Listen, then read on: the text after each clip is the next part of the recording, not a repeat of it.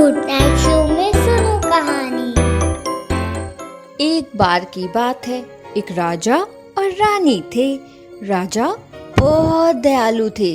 उनके पास जो भी आता उसकी वो हमेशा मदद करते। राजा के राज्य में सब कोई खुश था, लेकिन राजा और रानी खुद दुखी थे। उनके दुखी होने का कारण था उनके पास ना कोई नन्हा सा राजकुमार था और ना नन्ही सी राजकुमारी। इस बात को लेकर राजा और रानी बहुत दुखी रहते। रानी हर रोज सुबह सूरज की पूजा करती थी। उन्हें पूरा विश्वास था कि एक दिन सूरज देवता जरूर उन्हें कोई नन्ही सी राजकुमारी या नन्हा राजकुमार जरूर देंगे। ऐसे ही एक दिन राजा और रानी बगीचे में घूम रहे थे। बगीचे में एक तालाब था। दोनों तालाब के किनारे बैठकर आपस में बातें कर रहे थे। तभी अचानक वहाँ एक मेंढक आया और उसने अपने दोनों हाथ जोड़े और बोला, राजा और रानी आप दोनों की जय हो। रानी, मैं आपसे एक बहुत जरूरी बात कहने आया हूँ। रानी ने तुरंत बोला, हाँ बोलो।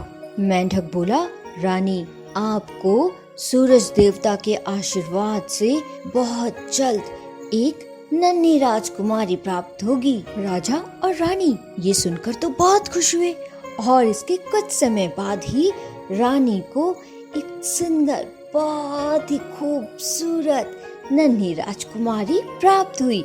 अब क्योंकि रानी को सूरज देवता की कृपा से ये नन्ही राजकुमारी मिली थी, तो इसलिए इस नन्ही सी खूबसूरत राजकुमारी का नाम सनशाइन रखा गया। राजा ने नन्ही राजकुमारी के होने पर बहुत बड़ा उत्सव किया। उसमें सभी को बुलाया, लेकिन गलती से काली परी को बुलाना भूल गया। जब सभी लोग राजकुमारी को आशीर्वाद दे रहे थे, तभी वहाँ पर काली परी आ गई और उसने गुस्से में राजा को श्राप दिया कि जब तुम्हारी बेटी 15 साल की हो जाएगी, तब एक चरखे की कील चुभने से ये मर जाएगी। इतना बोलकर वो गायब हो गई।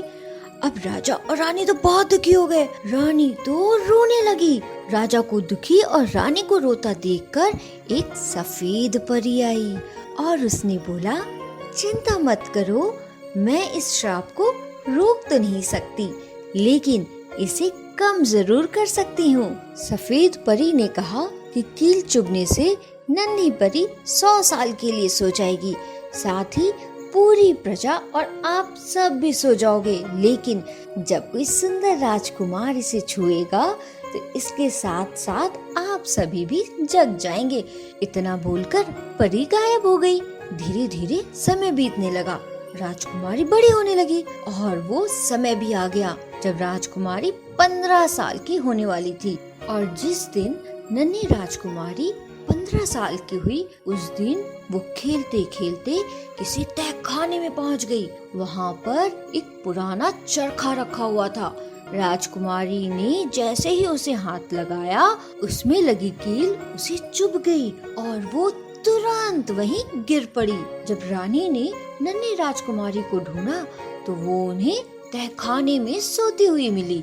उन्होंने उसे जैसे ही बिस्तर पे लिटाया, एक एक करके सारे लोग सोने लगे।